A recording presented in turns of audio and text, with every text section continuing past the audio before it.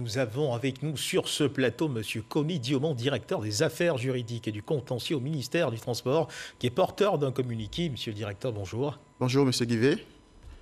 Communiqué du ministère des Transports relatif à la suspension des inspecteurs des examens théoriques et pratiques du permis de conduire. Dans le cadre du renforcement de la sécurité routière et prenant en compte les causes des accidents graves sur les routes de notre pays, en dépit des efforts consentis par le gouvernement pour transporter les biens et les personnes dans de meilleures conditions de sécurité et de confort, il est apparu nécessaire pour le ministère des Transports d'assainir le parcours de l'obtention du permis de conduire. Aussi, suite à des enquêtes préliminaires et vu la nécessité de lutter efficacement contre la corruption et la fraude dans l'obtention du permis de conduire, le ministère des Transports informe les candidats aux examens que pour des raisons d'enquête approfondie et de nécessité de service, il est décidé, à compter du lundi 26 avril 2021, de la suspension de leurs fonctions de tous les inspecteurs affectés au service des examens théoriques et pratiques du permis de conduire.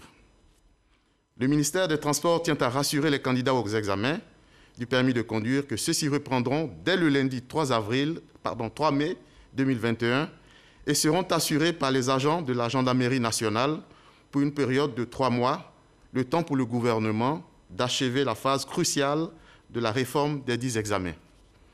En vue d'assurer l'effectivité de cette mesure qui vise à sauver les vies humaines et à conserver la crédibilité du permis de conduire ivoirien, le ministre des Transports invite les candidats aux examens à la patience et l'ensemble des usagers de la route au strict respect des règles du Code de la route. Fait à Abidjan, le 23 avril 2021, le ministre des Transports, Amadou Koné. Alors, monsieur le directeur des affaires juridiques et du contentieux au ministère des Transports, nous ne pouvons vous avoir sur ce plateau sans vous faire part de certaines préoccupations. Vous me direz bien sûr qu'il faut bien commencer un jour et quelque part, mais pourquoi cette décision est prise maintenant? Alors, il faut savoir que depuis 2018-2019, le ministère des Transports a engagé un certain nombre de réformes, notamment donc la réforme du permis de conduire. Et nous avons eu un certain nombre de résultats qui nous ont montré un certain nombre de dysfonctionnements. D'accord. Et ces dysfonctionnements sont en train d'être corrigés.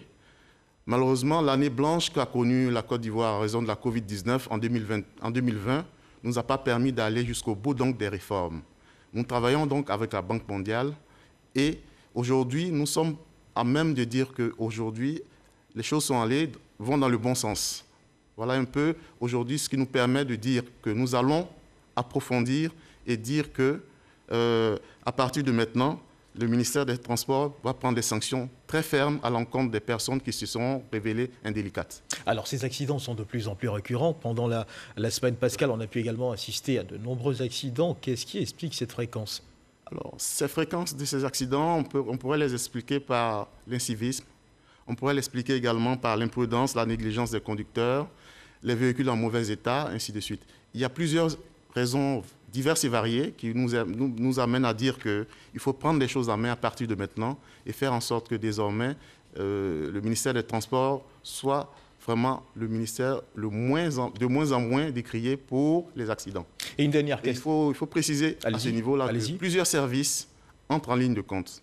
Plusieurs services de l'État, évidemment. Donc, c'est la conjugaison donc, de tous les efforts de ces services qui nous permettront donc d'aller vers la tolérance zéro.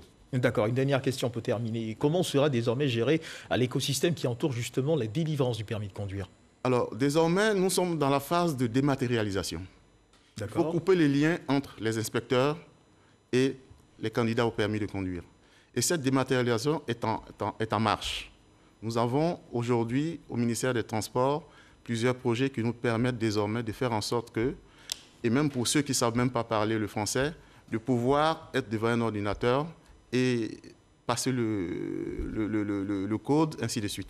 Aujourd'hui, c'est la dématérialisation qui vraiment est la solution à la problématique des accidents de la circulation. Alors, merci à vous, monsieur le directeur. Je rappelle que nous recevions à l'instant monsieur le directeur des affaires juridiques du contentieux au ministère des Transports. Il faut donc faire attention, respecter les limitations de vitesse, éviter les dépassements inutiles et prêter oreille attentive aux recommandations formulées en matière de sécurité routière.